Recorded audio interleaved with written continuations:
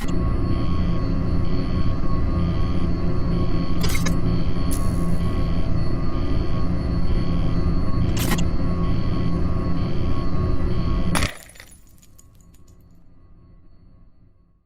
are not content with the stories, so I was obliged to come.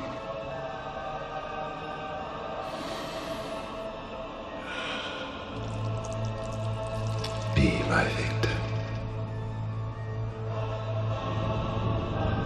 Be my victim.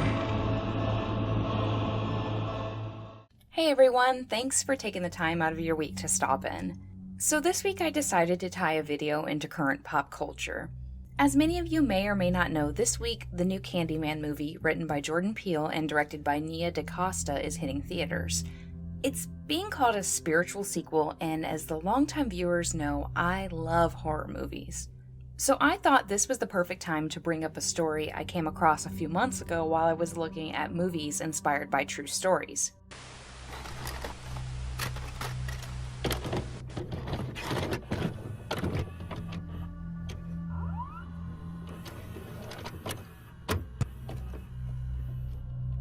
So for those who haven't seen the film, Candyman was released in 1992.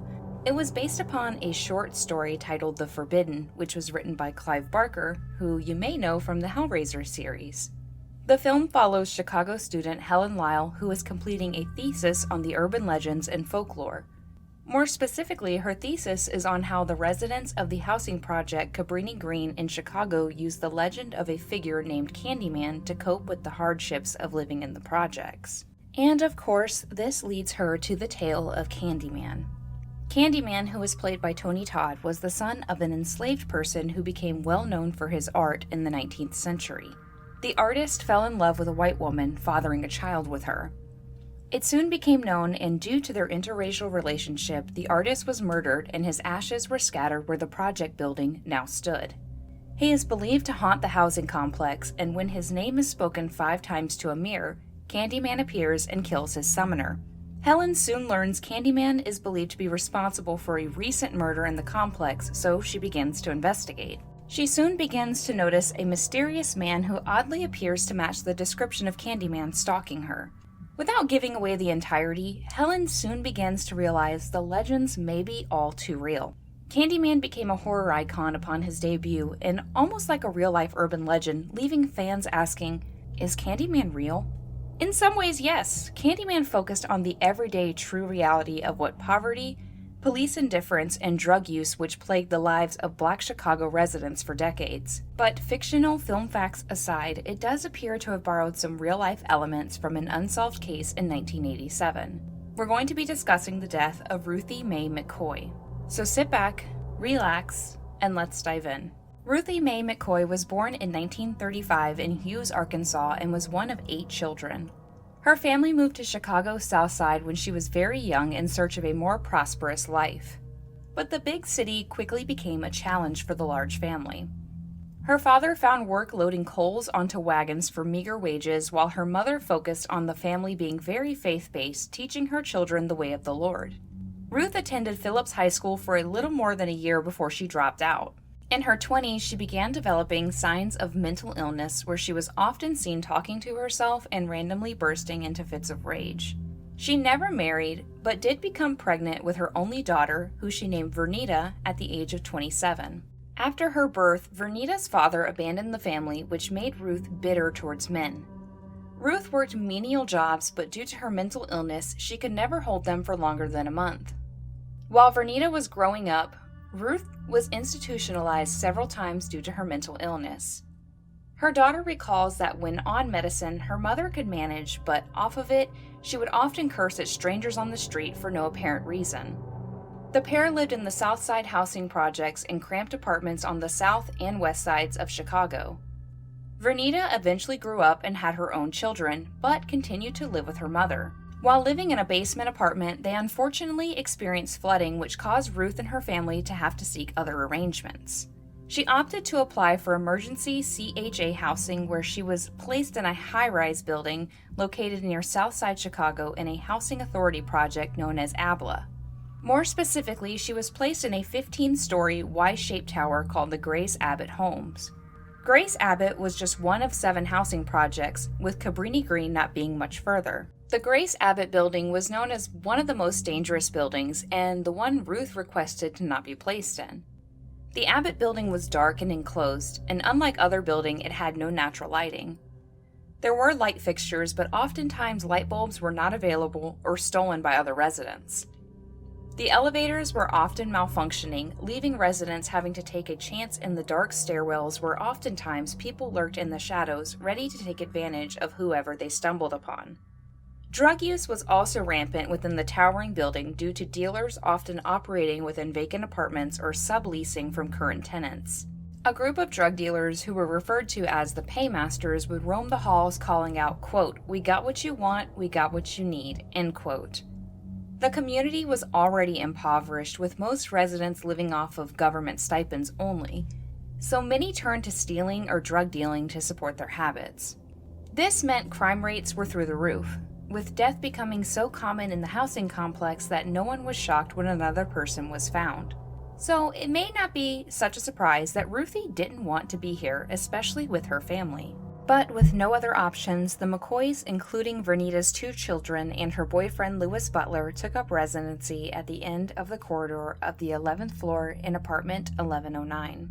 For 2 years, Ruthie tolerated Louis, but it soon became too much, and Vernita chose to move out with him instead, taking the children with her. This move caused Ruth to face depression due to loneliness and an unnerving paranoia due to her current dwelling. Ruth seemed to grow very ornery towards the people in the projects, even going as far to threaten others with a stick she carried.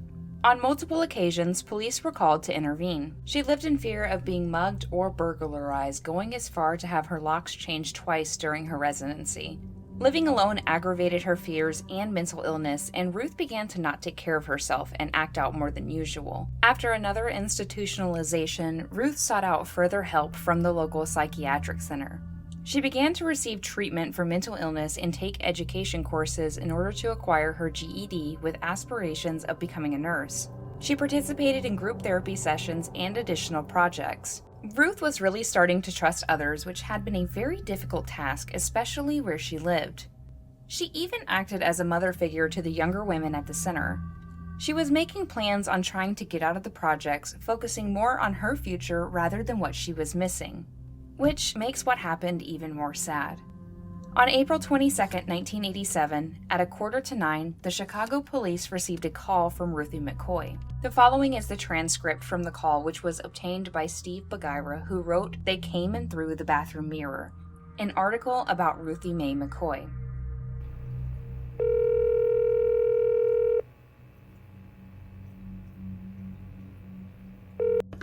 Ruthie: I'm a resident at 1440 West 13th Street, and some people next door are totally tearing this down, you know. Dispatcher: What are they doing, ma'am? The response was unintelligible on the tape, but apparently the dispatcher caught the gist of what she was trying to relay. Dispatcher: They want to break in? Ruthie: Yeah, they throwed the cabinet down. Dispatcher: From where? Ruthie: I'm in the projects. I'm on the other side. You can reach my bathroom. They want to come through the bathroom.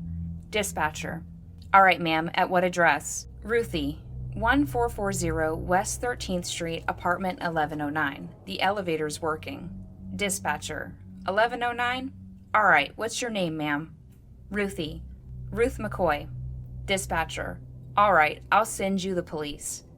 The call was disconnected, but it appeared the dispatcher didn't quite understand what Ruth was trying to report. A squad car was dispatched to her location, but it was labeled as a disturbance with neighbor complaint and not a break-in. By 9:02, police still hadn't responded to the original call, and now another was coming in concerning apartment 1109. This time, another woman claimed to have been walking through the hallway when she heard gunshots ring out from the apartment. 2 minutes after this call, a neighbor called to also report gunshots and hollering from apartment 1109. Due to the additional calls, 2 more squad cars were dispatched to the location. 4 officers arrived at Ruth McCoy's door around 9:10 p.m. They knocked on the door and announced their presence, but no response. They even tried calling McCoy's phone again, which they could hear ringing on the other end, but no answer. Two of the officers drove to the nearby office to get a key for the unit, but the key they had didn't fit the lock. They also didn't want to kick in the door due to legality reasons. Without any other options, police left the building at 9:48 p.m. The following day, one of Ruth's neighbors, Deborah Lasley, called the police. She was concerned about Ruth. Usually, Ruth stopped by Deborah's apartment on her way out of the building in the morning and again upon her return home in the afternoon. She heard the police at her door the previous evening, and since Ruth had not made her usual rounds, she felt something more sinister was at play. Once again, police arrived, but this time they were accompanied by security as well.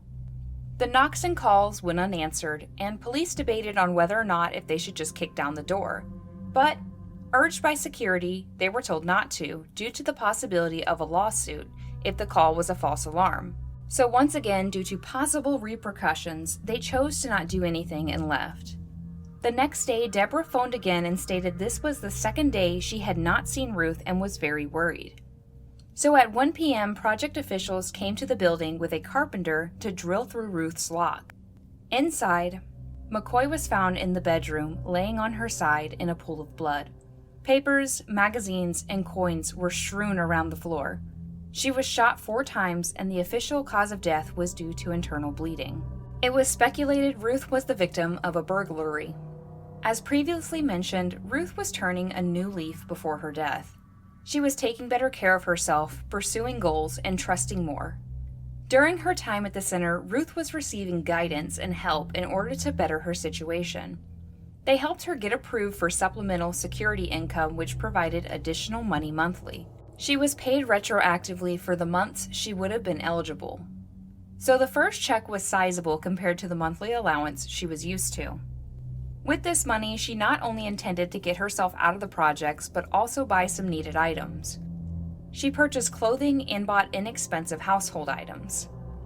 Police believed this was enough to put a target on her back, since the people of the projects were very observant. They believed whoever murdered Ruth believed she had a lump sum of money stashed away in the house. With her door being locked, the question was raised on how they got in. Based upon Ruth's own words, it appeared the intruders entered through her medicine cabinet in her bathroom. Unfortunately, much like death, this practice was not uncommon in the Abla homes and had been going on for at least a year prior to McCoy's murder. Anyone could access the apartments adjacent to another through a pipe chase, which provided about 2.5 feet between the cabinets. This was meant to serve as easy access for the plumbing, but the rise in addiction also drove up desperation. So everyone in the housing complex knew about this design flaw. The cabinets were only mounted to the wall by 6 nails with no obstacles between. The entry through the cabinets became common practice for thieves and gangs who would often take over the vacant apartments. They used these pipe chases as an escape route when faced with trouble. Residents became so fearful of their bathrooms at night that they opted to not even use them. They would board them up with furniture and chose to use a bucket just to avoid any possible break-ins. The police began an investigation into who could be responsible, but weren't hopeful.